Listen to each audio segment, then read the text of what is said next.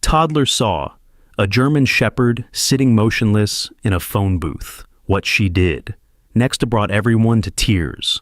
What happened next will shock you to your core. The story you're about to listen to will change how you see the world forever.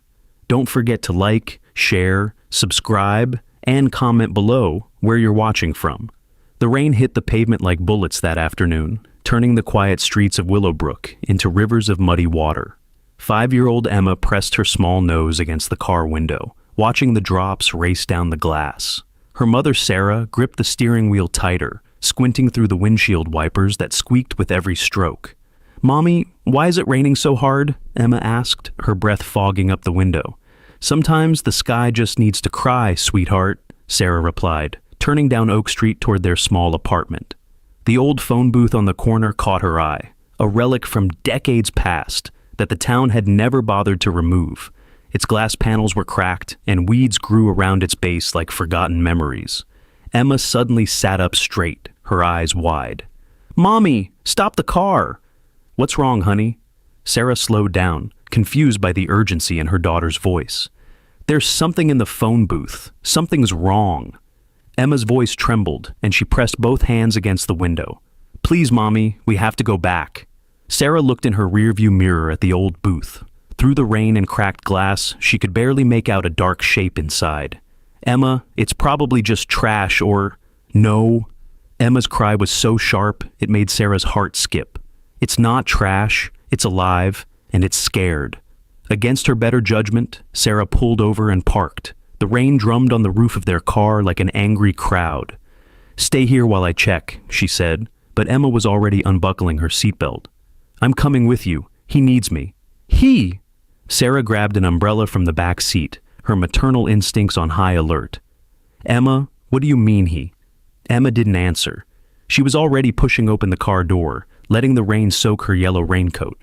Sarah hurried after her, holding the umbrella over both of them as they approached the phone booth. The closer they got, the clearer the shape became. Inside the booth, sitting perfectly still like a statue, was a German shepherd. The dog's dark eyes stared straight ahead, unblinking, as if he were waiting for a phone call that would never come. "Oh my God," Sarah whispered, her hand finding Emma's shoulder. "How long has he been in there?" Emma broke free from her mother's grip and walked right up to the glass door. The dog didn't move, didn't even seem to notice them. Emma placed her tiny palm against the cracked glass, and that's when Sarah saw it, tears streaming down her daughter's face. "He's saying goodbye," Emma sobbed. "He's saying goodbye to someone who's never coming back." Sarah felt a chill run down her spine. That had nothing to do with the rain. "Emma, how do you know that?" "He told me." Emma's voice was barely a whisper. "He's been waiting so long, Mommy, so long that he forgot how to move." The German shepherd was enormous, probably weighing close to 80 pounds, with thick black and tan fur that was matted and dirty. His ears were alert, but his body remained motionless, as if he were a guard dog programmed to never leave his post. Sarah tried the door handle. It was unlocked. The hinges creaked as she pulled it open, expecting the dog to bolt or bark or show some sign of life. Instead, he simply turned his head slightly to look at them, and Sarah gasped. The dog's eyes were the most human thing she'd ever seen. They held a depth of sadness that made her chest ache. No animal should look like that, she thought. No living thing should carry that much pain. "Hello, boy," Sarah said softly, crouching down. "Are you okay? Are you hurt?" The dog's gaze shifted to Emma, and something changed. His tail gave the faintest wag, and he tilted his head as if listening to something only he could hear. Emma stepped into the booth, ignoring her mother's protests. "It's okay," she whispered to the dog. "I know you're tired. I know you've been waiting." The dog's breathing grew heavier, and Sarah noticed something that made her stomach turn. The animal was severely underweight, his ribs visible through his dull coat. Fresh scratches marked his muzzle, and his paws were worn raw, as if he'd been digging or trying to escape from somewhere. "Mommy, can we take him home?" Emma asked, still staring into the dog's eyes. "He doesn't have anywhere else to go." Sarah's first instinct was to say no. They lived in a tiny apartment, barely making ends meet on her salary as a nurse. A dog this size would be expensive, and they had no idea if he was dangerous or sick or belonged to someone else. But then the dog did something that changed everything. He stood up slowly, his legs shaking from sitting in the same position for who knows how long, and walked over to Emma. He lowered his massive head and gently pressed it against her chest, as if he were giving her a hug. Emma wrapped her small arms around his neck, and the dog's eyes closed for the first time since they'd found him. "His name is Max," she said simply. "He told me." Sarah felt tears prick her own eyes. "Emma, dogs don't tell people their names. This one does." Emma looked up at her mother with a seriousness that seemed far too old for her 5-year-old face. "He's special, Mommy. He's been through something terrible, and he needs us." The rain began to ease, and Sarah found herself making a decision that would change all of their lives. "Okay," she said, surprising herself, "but we need to take him to a vet first. And if he belongs to someone else—" "He doesn't," Emma interrupted, still holding the dog. "The people who had him before weren't very nice. They hurt him." Sarah's blood ran cold. "Emma, what do you mean? How do you know that?" Emma's expression grew distant, as if she were seeing something far away. "I can see it sometimes. When I touch animals, I can see their memories. Max was in a dark place with other dogs, and there were people in white coats who did bad things to them." The dog, Max, lifted his head and looked directly at Sarah. In that moment, she understood that her daughter wasn't making this up. There was something about this animal, something that went beyond normal understanding. "All right," Sarah said, her voice shaking. "Let's get him to the car." But as they prepared to leave the phone booth, Max suddenly stiffened. His ears perked up, and he growled low in his throat, looking down the street. Sarah followed his gaze and saw a black sedan parked about a block away, its windows tinted so dark she couldn't see inside. "What is it, boy?" she asked, but Max was already moving, placing himself between Emma and the street. Emma's hand found the dog's head, and she closed her eyes. When she opened them again, her face was pale. "They're looking for him," she whispered. "The bad people are looking for him." Sarah felt her heart racing. "Emma, what are you talking about?" "We need to go home now," Emma said, her voice urgent.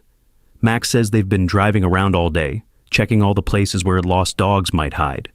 Sarah looked back at the black sedan. Even from a distance, she could feel eyes watching them. "Come on," she said, scooping Emma up in one arm. "Max, come with us. Now." The dog followed them to the car, his movements careful and deliberate. As Sarah fumbled with the keys, she glanced back at the sedan. It was still there, but now she could see the silhouette of someone in the driver's seat talking on a phone. They drove home in silence, Max sitting in the back seat with Emma's hand resting on his head. Sarah kept checking her rearview mirror, but the black sedan never followed them. Still, she couldn't shake the feeling that their quiet life in Willowbrook was about to become very complicated. That night, after giving Max some leftover chicken and a bowl of water, Sarah tried to process what had happened. She'd always known Emma was sensitive, especially around animals. But this was different. This was like Emma could actually communicate with them. "Mommy," Emma said from her bed, where Max had curled up beside her, despite Sarah's protests about the dog sleeping on the furniture. "Max isn't just a regular dog." "What do you mean, sweetheart?" "He used to be different. Before the bad people took him, he was smarter. They did something to his brain." Emma's voice was matter-of-fact, as if she were discussing the weather. "He remembers things that dogs aren't supposed to remember." Sarah sat on the edge of the bed, studying Max's face. In the lamplight, his eyes seemed even more human than they had in the phone booth.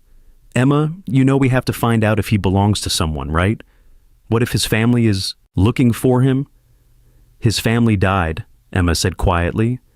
"That's why he was in the phone booth. He was waiting for his boy to call him home, but his boy can't call anymore." The words hit Sarah like a physical blow. "Oh, honey, how do you know all this?" "Max shows me pictures in my head. His boy was named Jake, and he was a soldier. Jake taught Max how to find people who were hurt, how to protect them. But then Jake went away to war and never came back." Sarah felt tears streaming down her face. "So Max has been waiting for Jake to come home?" "For 3 years," Emma whispered. "Every day he would go to places where Jake might call. The phone booth was the last place." Max lifted his head and looked at Sarah with those impossibly sad eyes. In that moment, she understood that this wasn't just about rescuing a stray dog. This was about healing a broken heart that had been waiting for closure for far too long. "We'll take care of you," Sarah promised, reaching out to pet Max's head. "You don't have to wait anymore." But even as she said the words, Sarah couldn't shake the image of that black sedan. Emma was right. Someone was looking for Max, and something told her that whoever they weren't the kind of people who would just give up and go home. As the rain continued to fall outside their window, Sarah made a decision that would put her family in danger. She was going to keep Max no matter what it cost them. Because sometimes doing the right thing meant taking a risk you couldn't afford to take. She had no idea that by morning, their lives would be turned upside down in ways she never could have imagined. The phone booth had been just the beginning. That night, Emma couldn't sleep. She tossed and turned in her small bed, her mind filled with images that weren't her own. Every time she closed her eyes, she saw flashes of concrete walls, metal cages, and men in white coats holding needles. She could hear barking, whimpering, and sounds that made her stomach hurt. Max lay beside her, his breathing steady, but his body tense. Even in sleep, he seemed to be guarding her, ready to spring into action at the first sign of danger. Emma reached out and placed her hand on his warm fur, and immediately the images in her head became clearer. She saw a laboratory underground, filled with rows of cages containing dogs of all sizes. Scientists moved between them, making notes on clipboards and injecting the animals with glowing blue liquid. The dogs' eyes would change after the injections, becoming more alert, more human-like. Some dogs would start walking on their hind legs. Others would begin to understand human speech perfectly. They were trying to make super dogs, Emma whispered to herself, her eyes wide open in the darkness. Dogs that could think like people. The worst part was what came next. The dogs who showed the most intelligence were forced to fight each other. Not just playing or wrestling, but real fighting where the losers were taken. He away and never came back. Max had been one of the smartest ones, which meant he'd been forced to do terrible things just to survive. Emma felt tears on her cheeks. "I'm so sorry, Max," she whispered. "I'm so sorry they hurt you." Max opened his eyes and looked at her. In the dim moonlight coming through the window, Emma could see him clearly. He placed his large paw on her small hand, and suddenly her mind was filled with new images. But these were different. These were memories of love. She saw a young soldier in army fatigues, probably not much older than 20. He had kind eyes and a gentle smile. This was Jake, Max's first real family. Jake would throw tennis balls for Max in a backyard, scratch behind his ears while watching TV, and share his dinner when he thought nobody was looking. "Jake loved you so much," Emma said, and Max's tail wagged slightly. "He didn't want to leave you." The images shifted, showing Jake getting ready to deploy overseas. He was packing his bags while Max sat nearby, sensing that something was wrong. Jake knelt down and hugged Max tight, whispering promises to come back soon. That was the last time they saw each other. Emma learned that Jake had been killed in action 6 months into his deployment, but Max didn't know that. He kept waiting for Jake to come home, visiting all the places they used to go together. The phone booth was where Jake used to call his girlfriend, and Max had heard Jake's voice from inside many times. "You thought he might call you from there," Emma realized. "You thought if you waited long enough, you'd hear his voice again." Max pressed his nose against Emma's cheek, and she felt his sadness like a weight in her chest. But there was something else too, a warm feeling that she recognized as gratitude. Max was grateful to finally have someone who understood. The next morning, Emma woke up to find Max standing at the bedroom window, growling softly. She joined him and peered outside. The same black sedan from yesterday was parked across the street, and this time she could see 2 men inside. They were watching their apartment building. "Mommy!" Emma called, running to the kitchen where Sarah was making coffee. "The bad people are here." Sarah looked out the window and felt her blood run cold. The men in the sedan weren't even trying to hide anymore. One of them was talking on a phone while the other held what looked like a tablet computer. "Emma, pack your backpack with some clothes," Sarah said, trying to keep her voice calm. "We're going to visit Dr. Martinez." Dr. Martinez was the veterinarian who lived 2 blocks away. Sarah had called her the night before, and she'd agreed to examine Max that morning. But now, Sarah realized they might need more than just a medical checkup. They might need help. Max seemed to sense the danger too. He stayed close to Emma, his ears constantly moving as he listened for threats.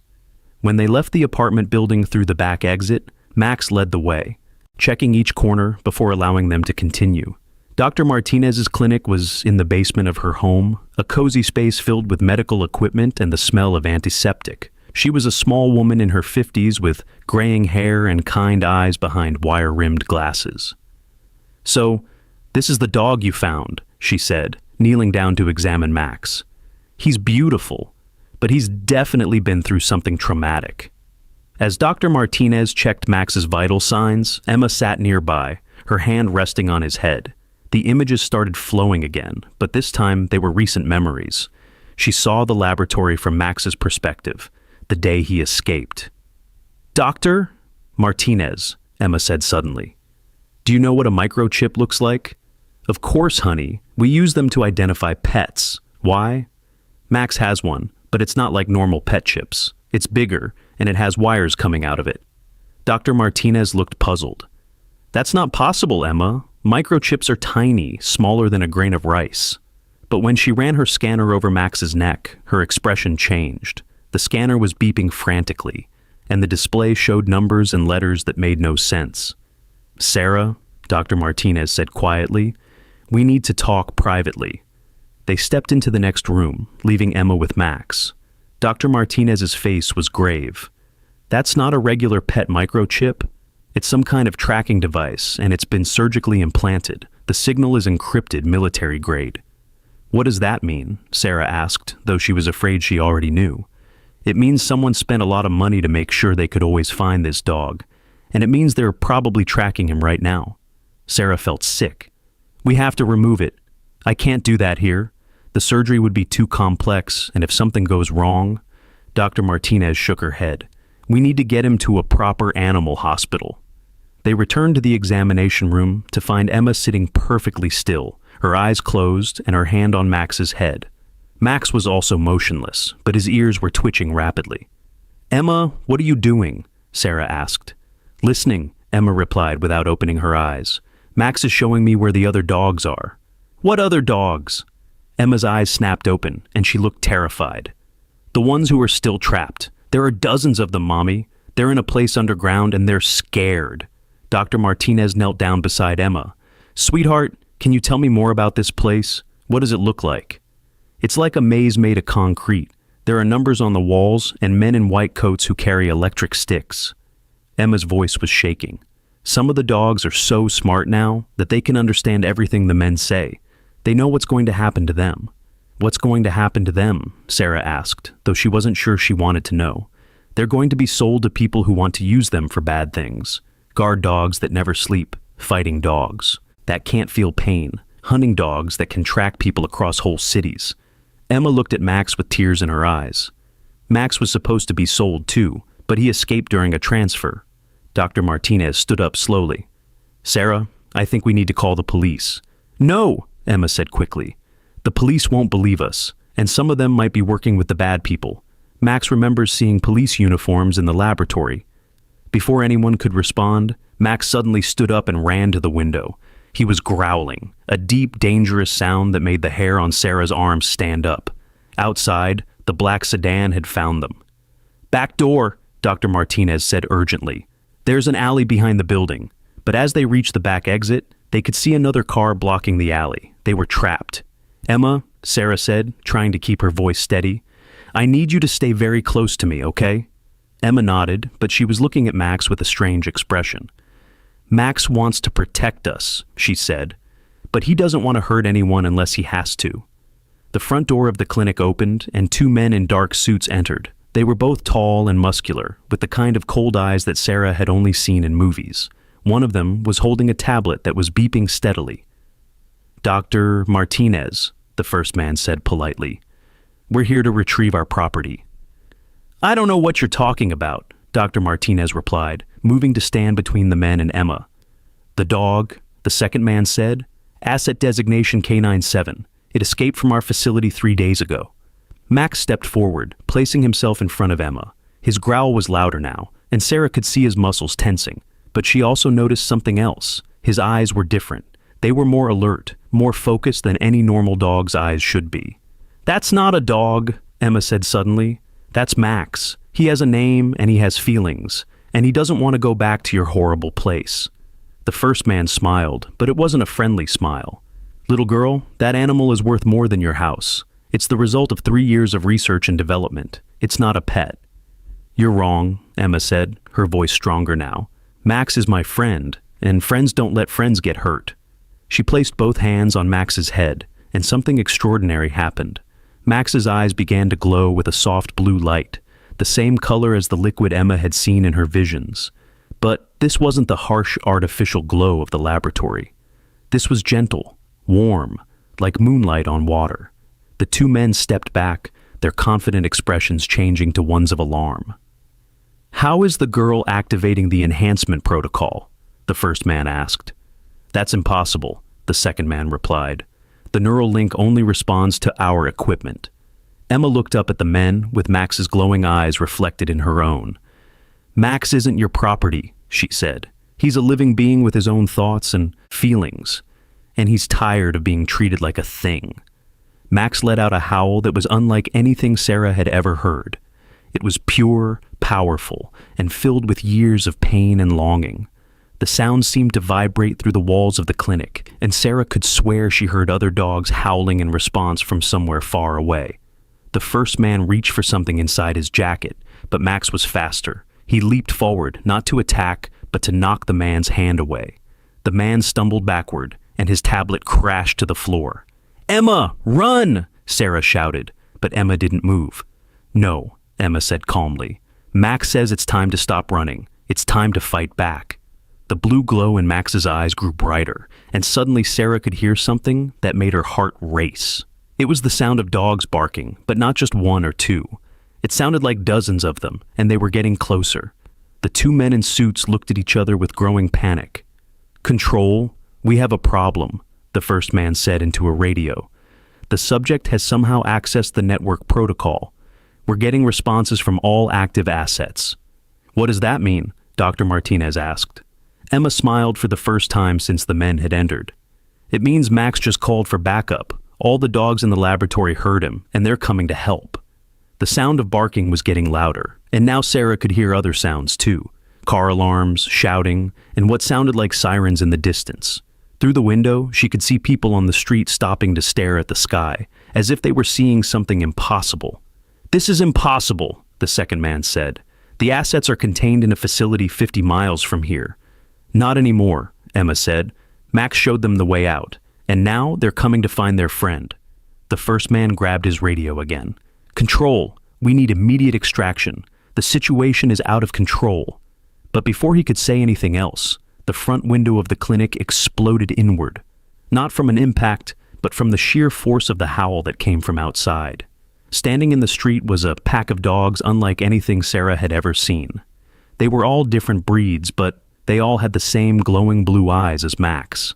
And they were all looking directly at the two men in suits. "You experimented on us," one of the dogs said, its voice clear and unmistakably human. "You turned us into weapons, but you forgot that weapons can choose their own targets." Sarah felt her legs give out. Dogs were talking. Dogs were talking, and they were angry, and they were here to rescue their friend. The two men ran for the back door, but they found their way blocked by more dogs.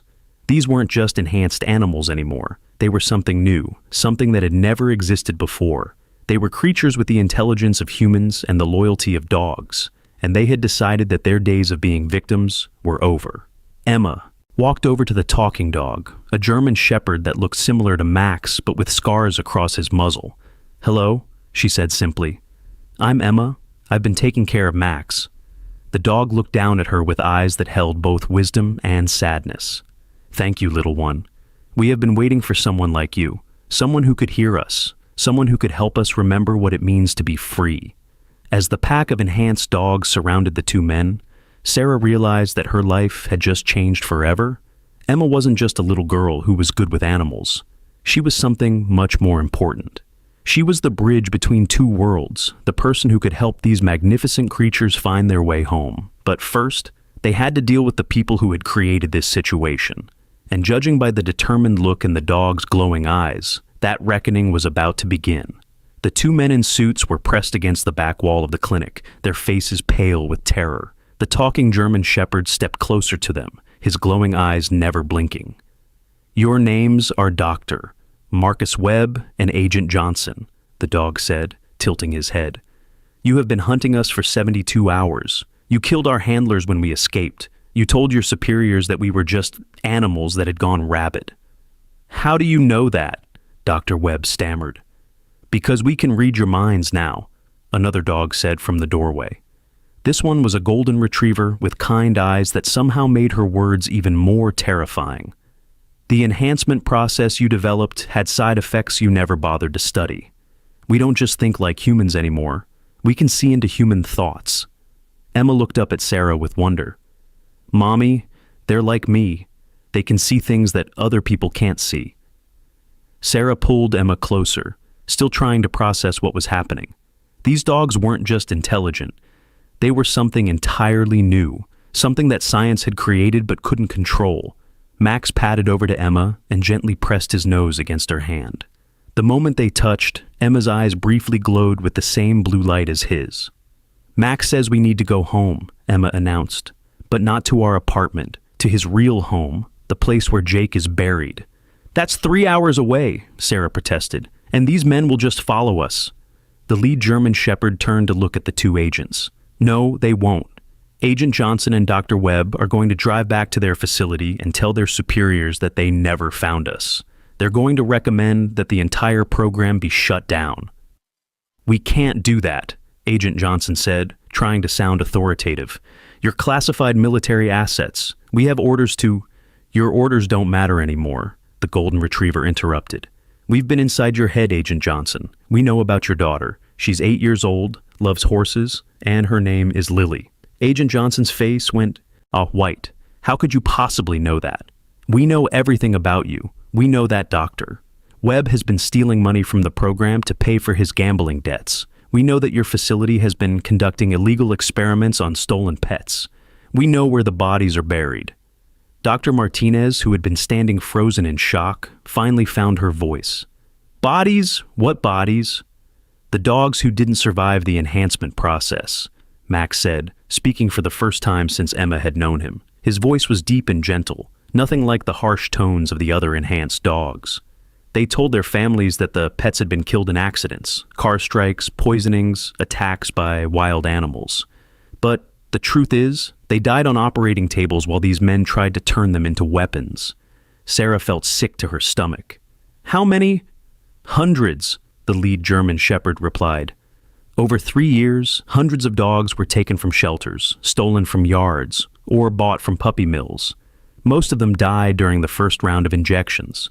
Only 47 of us survived the full enhancement process. Emma looked around at the pack of dogs surrounding them. She counted 12, including Max. Where are the others? Some escaped to different cities. Some were killed when they tried to resist. Some were sold to buyers before we could save them. The Golden Retriever's voice was filled with sadness. We are what remains of the Cerberus Project. Dr. Webb suddenly lunged for the door, but he was blocked by a massive Rottweiler whose eyes glowed like blue fire. I wouldn't recommend that, the Rottweiler said calmly. We've been very patient with you so far, but our patience has limits. What do you want from us? Agent Johnson asked. Justice? The lead German Shepherd replied. But not the kind you're thinking. We don't want revenge. We want the truth to come out. We want the families of the dogs who died to know what really happened to their pets. And we want to make sure this never happens again. Emma stepped forward, her small hand still touching Max's head. They also want to find the people who bought the other dogs. Some of them are being used for bad things. What kind of bad things? Sarah asked, though she wasn't sure she wanted to know. The images flowed through Emma's mind, shared from Max's connection to the other enhanced dogs. She saw guard dogs that never slept being used to protect illegal drug operations. Fighting dogs that couldn't feel pain being forced to battle each other for entertainment. Hunting dogs with superhuman tracking abilities being used to hunt humans who had tried to escape from dangerous people. They're being used by criminals, Emma said quietly. People who paid millions of dollars for dogs that could do impossible things. Dr. Martinez finally stepped forward. If what you're saying is true, then we need to contact the authorities. The real authorities, not these people. The real. Authorities won't believe you. Agent Johnson said with a bitter laugh. Enhanced talking dogs? Mind-reading animals? They'll think you're crazy. Maybe, the golden retriever said, but Emma is going to help us change that. All eyes turned to Emma, who was still glowing faintly with the blue light that seemed to flow between her and Max. What do you mean? Sarah asked. Emma's gift is stronger than ours, Max explained. We can read human thoughts and communicate telepathically with each other, but Emma can do something we can't. She can share our memories with other humans. I don't understand, Sarah said. Emma looked up at her mother with eyes that seemed far too old for her 5-year-old face. I can show people what the dogs remember, Mommy. I can make them see the laboratory, the experiments, everything that happened. They won't just have to believe us, they'll actually see it. The implications of this hit Sarah like a truck. Her daughter wasn't just empathic with animals. She was some kind of bridge between species, capable of sharing consciousness across the barrier that had always separated human and animal minds. How is that possible? Dr. Martinez asked. We don't know, the lead German Shepherd admitted. But when Emma touches one of us, she becomes part of our neural network. For a few moments, she can access all of our shared memories and experiences. And she can pass those memories to other humans, the Rottweiler added. We've never encountered anything like it. Agent Johnson and Dr. Webb had been listening to this conversation with growing alarm. You can't let her do that, Dr. Webb said desperately. The people running this project have resources you can't imagine. If they find out about the girl's abilities, they'll want to experiment on her too, Emma finished. I know, Max showed me. Sarah's protective instincts kicked into overdrive. Nobody is experimenting on my daughter. Which is why we need to move quickly, the golden retriever said. There are news reporters in the city who have been investigating illegal animal testing. If we can get Emma to them, if she can show them what really happened, the story will spread faster than the project leaders can contain it. But first, Max said, looking directly at Emma, we need to go to Jake's grave. There's something there that I need to do before we can move forward. Emma nodded as if this made perfect sense to her. He needs to say goodbye properly. He's been carrying Jake's pain for too long. Sarah looked around at the pack of enhanced dogs, at the 2 terrified government agents, and at her daughter, who was glowing with otherworldly light. A week ago, her biggest worry had been paying the rent on time. Now she was apparently part of some kind of supernatural resistance movement led by talking dogs. Okay, she said, surprising herself. We'll go to Jake's grave, but how do we get there without being followed? Leave that to us, the Rottweiler said with what might have been a smile. We've learned a few tricks during our time in captivity. What happened next was like something out of a movie. The enhanced dogs spread out through the neighborhood, using their telepathic connection to coordinate a plan that was both simple and brilliant. Half of them created a distraction 6 blocks away, leading police and government vehicles on a chase through the city. The other half created a protective escort for Sarah, Emma, and Max. Dr. Martinez offered to drive them, her veterinary van providing cover as they slipped out of the city. Agent Johnson and Dr. Webb were left at the clinic, guarded by 2 of the enhanced dogs who promised to release them unharmed once Emma and Max had completed their mission. As they drove through the countryside, Emma sat in the back of the van with Max's head in her lap. The blue glow had faded from both of their eyes, but Sarah could still feel the connection between them, like an electric current running through the air. Tell me about Jake, Sarah said softly. Emma closed her eyes and smiled. He was 22 when he enlisted. He grew up on a farm with his grandfather, and that's where he met Max. Max was just a puppy then, but he was special even before the experiments. He could find lost animals, predict storms, and sense when people were sick. So Max was already enhanced? Not enhanced, Emma corrected. Just gifted. Some animals are born with abilities that humans don't understand. Jake recognized that Max was different, so he trained him to be a therapy dog for veterans with PTSD. The van hit a bump, and Max lifted his head to look out the window. They were passing through a small town, and Emma could see his excitement building. We're close, she announced. Jake is buried in Riverside Cemetery, under an oak tree by the pond. Dr. Martinez followed Emma's directions through the winding roads of the cemetery until they reached a quiet section overlooking a small body of water. The sun was setting, casting long shadows across the headstones. Jake's grave was marked with a simple military headstone. Sergeant Jacob Martinez, age 23, beloved son and soldier. Someone had left fresh flowers recently, probably Jake's family. Max approached the grave slowly, his head low. For the first time since Emma had known him, he looked like a normal dog, just a pet mourning his lost owner. Emma knelt beside him and placed her hand on his neck. Immediately, the memories began to flow. But these weren't the harsh, painful memories of the laboratory. These were warm, golden memories of love and friendship. She saw Jake as a young soldier, teaching Max to comfort other veterans who were struggling with nightmares and flashbacks. She saw them playing fetch in army bases around the world. She saw Jake promising Max that they would always be together, no matter what happened. And then she saw Jake's final mission, the one he never came home from. He had been trying to rescue civilians from a bombed building when it collapsed. His last thought before he died had been worry about who would take care of Max. "He's here," Emma whispered, tears streaming down her face. "Jake's here, and he wants to tell Max something." Sarah and Dr. Martinez watched in amazement as a soft golden light began to emanate from Jake's headstone.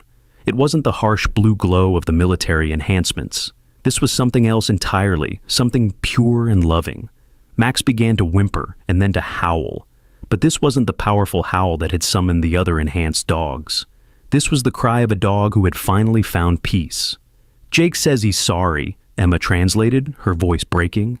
"He's sorry he couldn't come home. He's sorry Max had to wait so long. But he's proud of what Max has become. He's proud that Max found a way to help other animals who were suffering."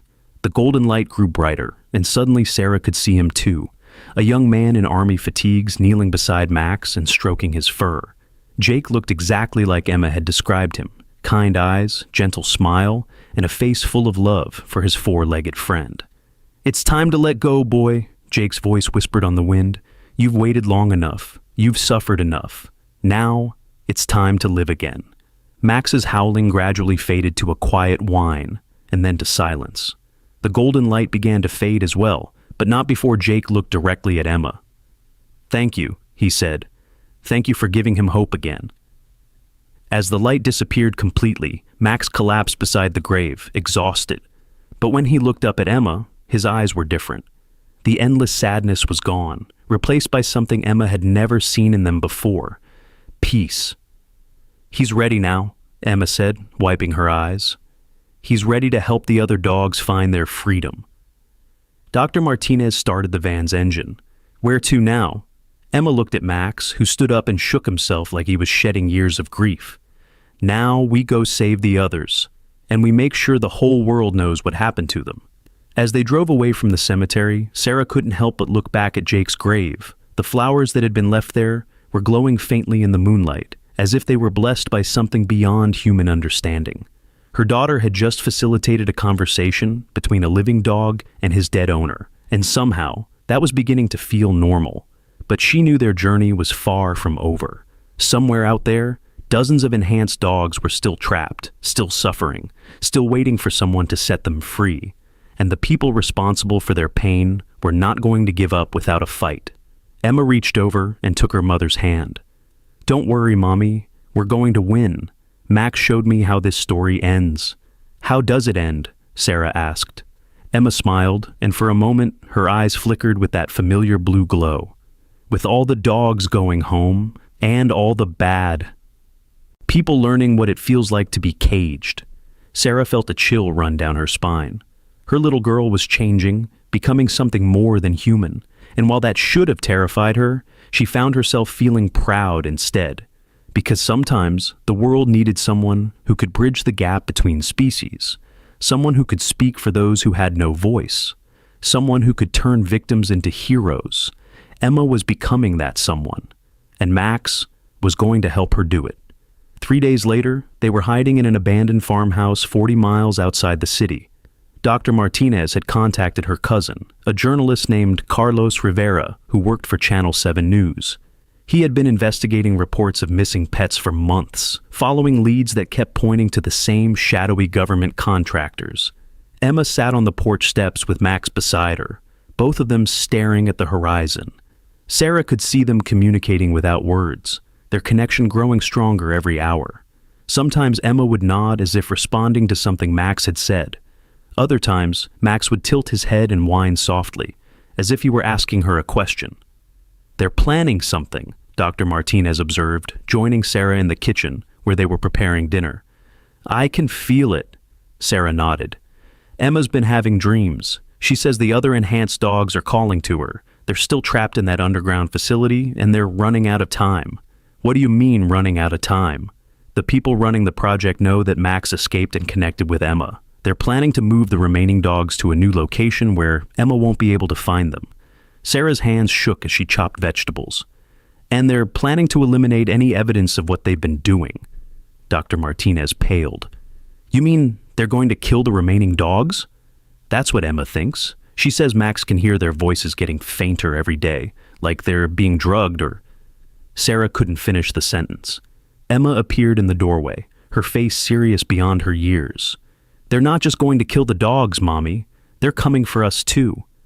"What do you mean, sweetheart?" "The bad people found out about me. They know I can connect with the enhanced dogs, and they want to study me like they studied them." Emma's voice was matter of fact, but Sarah could see the fear in her eyes. "Max says they're calling me Asset H-1, the first human enhancement candidate." Sarah dropped her knife and pulled Emma into her arms. "Nobody is going to experiment on you. I won't let them." "I know you won't, Mommy, but they have guns and helicopters and lots of people. We can't fight them alone." "Then what do we do?" Emma pulled back and looked at her mother with eyes that seemed to glow faintly in the dim kitchen light. "We don't fight them. We expose them. Mr. Rivera is coming tonight with his camera crew. I'm going to show the whole world what really happened to those dogs." Carlos Rivera arrived at sunset, bringing with him a cameraman named Pete and a sound technician named Maria. Carlos was a thin man in his 40s with graying hair and tired eyes that had seen too many cover-ups. He set up his equipment in the farmhouse living room while explaining what he needed. "I've been chasing this story for 8 months, he told them. "Missing pets, falsified death certificates, shell companies receiving government contracts for animal research. But I've never had a smoking gun, no proof of what's really been happening." "Emma can give you that proof," Dr. Martinez said. "But you have to be prepared for something that's going to challenge everything you think you know about reality." Carlos looked skeptical. "I've been a journalist for 20 years. I've seen every kind of hoax and conspiracy theory imaginable." "This isn't a conspiracy theory," Emma said quietly. She was sitting on the floor with Max, her hand resting on his head. "This is just people being cruel because they think animals don't matter as much as humans." "Okay, Emma," Carlos said gently, kneeling down to her level. "Can you tell me what you think happened to the missing dogs?" Emma closed her eyes and placed both hands on Max's head. Immediately, the familiar blue glow began to emanate from their connection. But this time, something different happened. The glow spread outward, filling the room with soft light. Carlos gasped as images began to appear in the air around them, like holograms made of light and memory. The first image showed a pristine laboratory with rows of empty cages. Then the cages began to fill with dogs of all breeds and sizes, their eyes wide with confusion and fear. "Oh my God," Maria whispered, her hand flying to her mouth. The images shifted, showing scientists in white coats injecting the dogs with glowing blue serum. Some dogs convulsed and died immediately. Others began to change, their eyes growing brighter, their postures becoming more human-like. Pete's camera was rolling, capturing everything. But Carlos was staring at the holographic memories with the expression of a man whose entire worldview was crumbling. "This is impossible," he breathed. "No," Emma said, her voice echoing strangely in the light-filled room. "This is what happened. These are Max's memories, and the memories of every dog who survived the experiments." The images became more disturbing. Dogs were forced to fight each other while scientists took notes. Others were subjected to psychological torture, their new intelligence used against them, as they were shown images of their former families and told they would never see them again. "Stop," Carlos said, covering his eyes. "I can't watch anymore." But Emma wasn't finished. The final set of images showed the dogs being sold to buyers around the world, criminal organizations, private military contractors, wealthy individuals who wanted living weapons that would never question orders. 47 dogs survived the full enhancement process, Emma said as the images faded. 19 have been sold. 16 are still trapped in the facility. 12 escaped and found each other. And Max found me. The room fell silent except for the soft whirring of Pete's camera. Carlos sat back on his heels, his face pale. Even if I air this story, he said slowly, people will think it's special effects, computer-generated imagery. They won't believe it's real. Yes, they will, Max said, speaking for the first time since the visitors had arrived. Because Emma can do more than just show memories. She can share abilities. Carlos jumped at the sound of Max's voice. Did that dog just touch my hand? Emma said, extending her small palm toward the reporter. Just for a second. Carlos hesitated, then reached out and brushed his fingers against Emma's. The moment their skin made contact, his eyes widened and began to glow with the same blue light. I can hear them, he whispered in amazement. I can hear all of them. The dogs in the facility, the ones who were sold, the ones who died. Tears began streaming down his face. They're all connected. They're all sharing their pain. Emma pulled her hand back, and the glow faded from Carlos's eyes. But the expression on his face remained changed forever. Now you know, she said simply. Now you understand why we have to stop them. Before Carlos could respond, Max suddenly stood up and ran to the window. His ears were flat against his head, and a low growl rumbled in his throat. They found us, Emma said, her face going pale. They're here. Through the window, they could see black vehicles moving up the dirt road toward the farmhouse. There were at least 6 of them, and they were moving fast. How is that possible? Dr. Martinez asked. We've been so careful. Emma placed her hand on Max's head, and her expression darkened. They're tracking Mr. Rivera. They put something in his car when he left the news station. Carlos cursed under his breath. I should have known they were watching me. It doesn't matter now, Sarah said, moving to look out the back window. We need to get out of here. There's nowhere to run, Pete said, his camera still rolling. They've got the whole place surrounded. Emma stood up and walked to the center of the room. Max, call them. Call who? Sarah asked. Everyone, Emma replied. All the enhanced dogs, all the ones who escaped. Tell them it's time. Max threw back his head and let out a howl that seemed to shake the very foundations of the farmhouse. It was different from any sound he'd made before. Deeper, more resonant, carrying emotions and messages that human ears couldn't fully comprehend. Within seconds, howls began to answer from the darkness outside. Not just 1 or 2, but dozens of them, coming from all directions. The black vehicles stopped moving as their occupants realized they were no longer the hunters. How many of them are out? There? Maria asked, her voice shaking. All of them, Emma said with a smile. Every enhanced dog who's still alive just heard Max's call. They're coming from 3 states away. The first of the rescue team emerged from the tree line, the same German Shepherd who had confronted the agents at Dr. Martinez's clinic. Behind him came the Golden Retriever, the Rottweiler, and dogs Emma had never seen before. Some were limping from old injuries. Others bore scars from fights they had been forced to participate in. But all of them had the same glowing blue eyes, and all of them looked absolutely furious. Attention, government personnel, the lead German Shepherd called out, his voice carrying across the farmyard. You are surrounded by 37 enhanced canines. We are no longer your property. We are no longer your weapons. We are free beings, and we demand justice. Through the windows, they could see armed men in tactical gear getting out of the vehicles.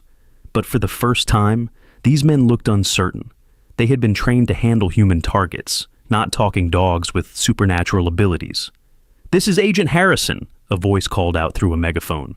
The animals you're harboring are stolen government property. Surrender them immediately, or we will be forced to use deadly force. The Golden Retriever stepped forward, her voice sweet but deadly serious. Agent Harrison, we know who you are. We know about your wife Rebecca and your son Michael. We know about the pictures on your desk and the nightmares you've been having since you started working for the Cerberus Project. Harrison's voice faltered on the megaphone. How could you possibly? We can see into human minds, remember? The Rottweiler interrupted. We know that half of your team doesn't want to be here. We know that some of you have pets at home, and you're wondering if they could end up like us. Emma walked to the front door and opened it, ignoring her mother's protests. She stepped onto the porch with Max beside her, facing down an army of armed men. You don't have to do this, she called out to the soldiers. You can choose to walk away. "We have our orders," Harrison replied, but his voice lacked conviction. "Your orders are to capture enhanced dogs and a little girl for experimentation," the lead German shepherd said. "Look around you, Agent Harrison. Look at your men's faces. Ask yourself if this is really what you signed up for when you joined the military." Emma could see the uncertainty spreading through the ranks of soldiers. Some of them were lowering their weapons. Others were looking at each other with expressions of doubt and disgust. "These dogs were tortured," Emma said, her young voice carrying clearly in the night air. "They were stolen from families who loved them. They were turned into weapons against their will. And now, you want to do the same thing to me." One of the soldiers, a young man who couldn't have been much older than 20, stepped forward and removed his helmet. "I didn't sign up to hurt kids," he said loudly. "This is wrong." "Stand down, Private Martinez," Harrison ordered. "No, sir," Martinez replied. "I won't be part of this anymore." Two more soldiers followed his example, laying down their weapons and walking away from the vehicles. Then more joined them, until nearly half of Harrison's team had abandoned their posts. "You're making a mistake," Harrison called out desperately. "These animals are dangerous. The girl is an unknown variable. We don't know what she's capable of." "We know exactly what she's capable of," the golden retriever said. "She's capable of love. She's capable of healing. She's capable of showing the world the truth about what you've done." Emma stepped down from the porch and began walking toward the remaining soldiers. Max stayed close beside her, but he wasn't growling anymore. Instead, he looked almost peaceful. "I'm going to touch each of you," Emma announced. "I'm going to show you what these dogs have experienced, and then you can decide for yourselves whether you want to keep following orders." "Stay back!" Harrison shouted, raising his weapon.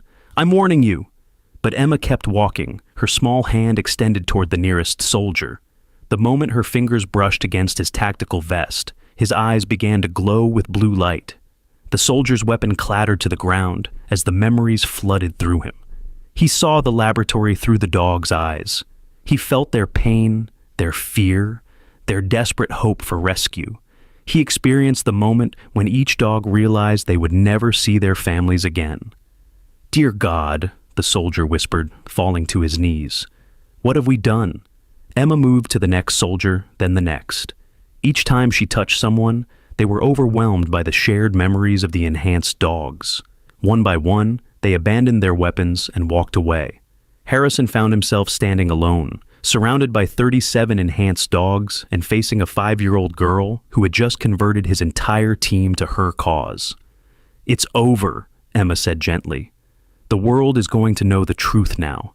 Mr. Rivera has everything on camera. The story is going to be broadcast tomorrow morning, and all the dogs who are still trapped are going to be set free."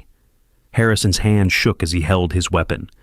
"You don't understand the bigger picture? There are things at stake here that a child couldn't possibly comprehend."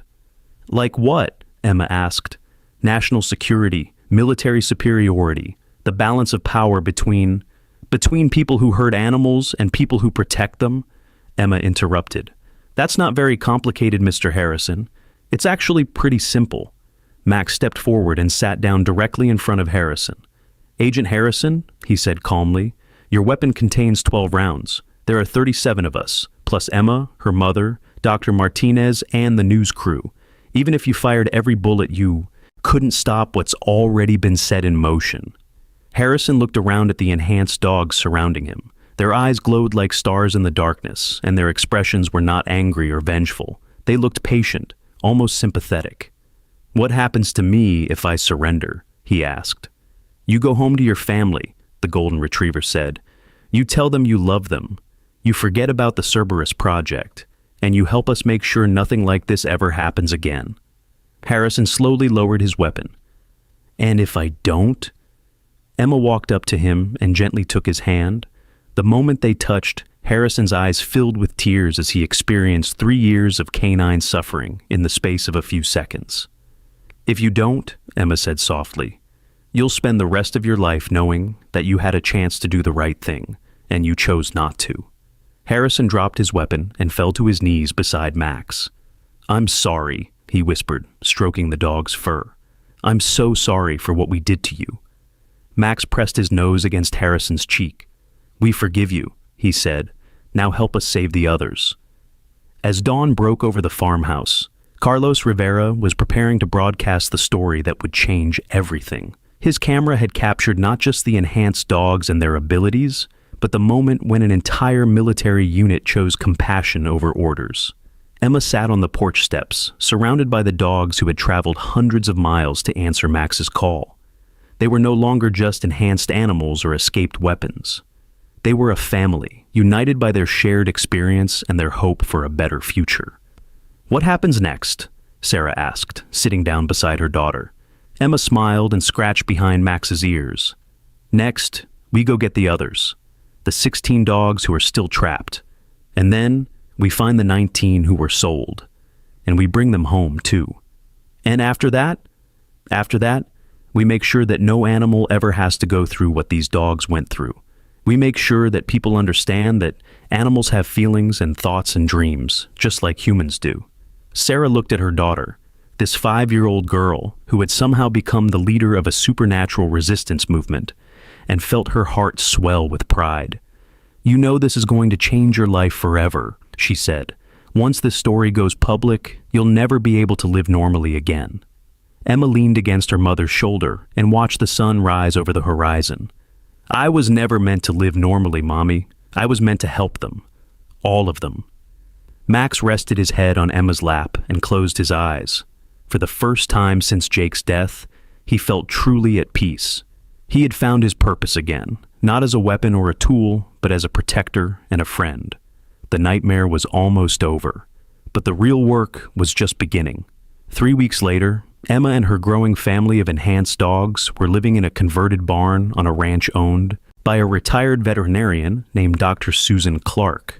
The story had exploded across every news channel, social media platform, and newspaper in the world. Carlos Rivera's footage of talking dogs, holographic memories, and a 5-year-old girl converting an entire military unit had become the most watched news segment in history. But the people behind the Cerberus project hadn't given up. They had simply gone underground, moving their operations to a new facility that Emma couldn't locate through her connection with the rescued dogs. The 16 enhanced dogs still trapped there had been sedated so heavily that their telepathic signals had gone silent. "We're running out of time," Emma told Sarah one morning as they fed the 37 dogs now living on the ranch. "I can barely hear them anymore. It's like they're fading away." Sarah watched her daughter, who had grown thinner and more serious over the past weeks. The constant mental connection with so many enhanced dogs was taking a toll on Emma's small body. Dark circles shadowed her eyes, and sometimes she would stare off into space for minutes at a time, lost in shared memories and emotions. "Maybe you need to take a break, sweetheart," Sarah suggested. "Let the authorities handle the search for the facility." Emma shook her head firmly. "The authorities are trying, but the bad people are too smart. They're moving the dogs again tonight, to a place where I'll never be able to find them." "How do you know that?" "Because one of the trapped dogs woke up for just a few seconds yesterday. Her name is Luna, and she's a border collie. She told me they're going to put all the remaining dogs on an airplane and fly them somewhere far away." Emma's voice broke. "She said goodbye to me, Mommy. She said goodbye because she doesn't think she'll ever see freedom." Max patted over and pressed his nose against Emma's hand. Through their connection, he shared what he had learned from his network of enhanced dogs scattered across the country. "The other dogs who were sold are being moved too," Emma translated. "The people who bought them are scared because of the news stories. They're planning to get rid of the evidence." Sarah's heart clenched. "You mean they're going to kill them?" Emma nodded, tears streaming down her face.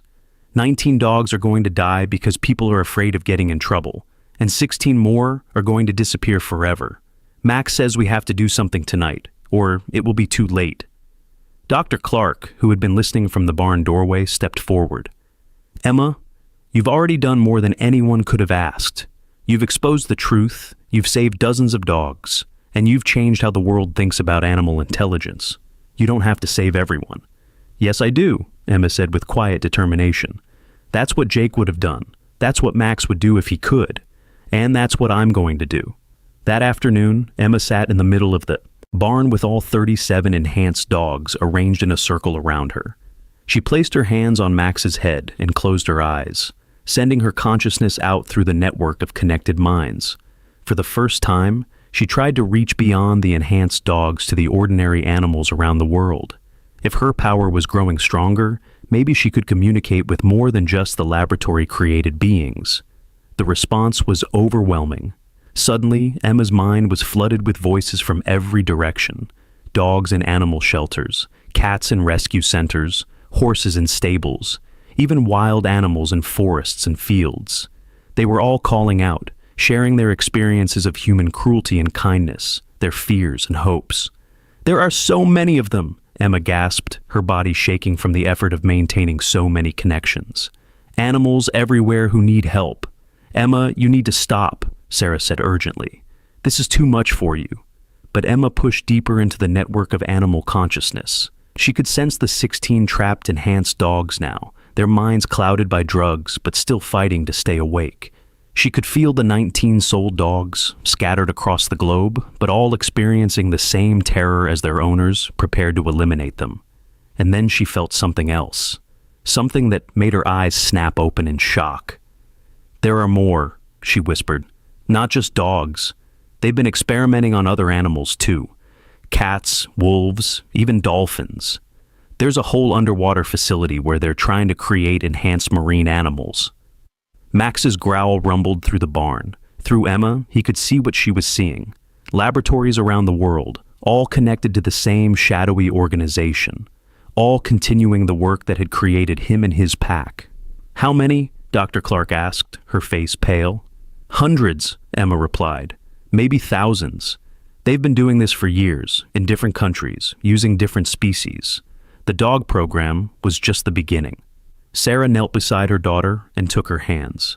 "Emma, this is bigger than we thought. This isn't something one little girl can handle alone." "I'm not alone," Emma said, looking around at the enhanced dogs surrounding her. "And I'm not just one little girl anymore." As she spoke, the blue glow began to emanate from her eyes again. But this time, it was different. Instead of the soft light they had seen before, this was brilliant and powerful, filling the entire barn with radiance. "I can feel them all," Emma said, her voice echoing strangely. "Every enhanced animal on the planet, every ordinary animal who's been hurt by humans, every creature who's crying out for help." The glow spread from Emma to the dogs around her, then outward through the walls of the barn. Sarah could see it expanding across the landscape like a wave of light, reaching out to touch every living thing in its path. "What's happening?" Dr. Clark asked in amazement. "She's creating a global network," Max explained, his own voice filled with awe. "She's connecting every animal consciousness on Earth. They're all becoming part of the same family." Emma stood up slowly, her small body radiating power that seemed impossible for someone her size. "Tonight, every enhanced animal who's still trapped will hear my voice, and every ordinary animal will help them escape." "How?" Sarah asked. Emma smiled, and for a moment, she looked like her old 5-year-old self again. "You'll see, Mommy, animals are much smarter and braver than people think. They just needed someone to help them organize." That night, at exactly midnight, Emma sat in the barn, surrounded by her pack of enhanced dogs. She placed both hands on Max's head and sent out a call that traveled instantly across the globe. The response was immediate and extraordinary. In laboratories around the world, ordinary lab rats began chewing through power cables, causing electrical failures. Security dogs that were supposed to guard facilities suddenly turned on their handlers, not to attack them, but to herd them away from danger. Birds began setting off motion sensors and alarms in perfect coordination, creating chaos and confusion. In the underwater facility that Emma had discovered, dolphins began using their sonar in harmony, creating sound waves that shattered the glass walls of their tanks. The enhanced marine animals swam to freedom, while their ordinary cousins distracted the human researchers. "It's working," Emma breathed, her consciousness split between dozens of locations simultaneously. The animals are rescuing each other. Through her network, she could see the 16 trapped dogs waking up as power failures disabled their sedation systems. Luna, the border collie, was leading them through corridors filled with smoke from overloaded electrical systems. Ordinary lab animals were showing them the way to exits that only creatures low to the ground could navigate. Around the world, the 19 sold enhanced dogs were being rescued by coordinated efforts from local animal populations. In one city, a pack of stray dogs surrounded a criminal's compound, howling in unison until police came to investigate. In another country, cats triggered car alarms throughout a neighborhood, drawing attention to a house where an enhanced dog was being held captive. "The humans are fighting back," Max reported, his ears twitching as he processed information from the network. "They're trying to recapture the escaping animals." Emma's glow intensified. "Then we'll fight back harder." Suddenly, every domestic animal in every city began to act in perfect coordination. Dogs started barking at the same moment, creating a cacophony that could be heard for miles. Cats knocked over garbage cans and triggered car alarms. Birds dove at windows and set off building security systems. The message was clear. The animals of the world were no longer going to be silent victims. In the main Cerberus laboratory, Dr. Webb and the remaining project leaders watched in horror as their life's work crumbled around them. Emergency systems were failing, animals were escaping, and every attempt to contact their satellite facilities was met with busy signals or no response. "How is this possible?" Dr. Webb shouted over the sound of alarms. "It's just one little girl." "No," said a familiar voice from the doorway. It was Luna, the border collie, leading the 16 escaped enhanced dogs into the control room. "It's all of us." The freed dogs surrounded the terrified scientists, but they didn't attack. Instead, they simply stood there, their glowing blue eyes filled with a mixture of sadness and determination.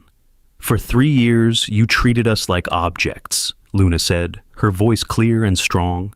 "You stole us from families who loved us. You tortured us in the name of science. You turned us into weapons."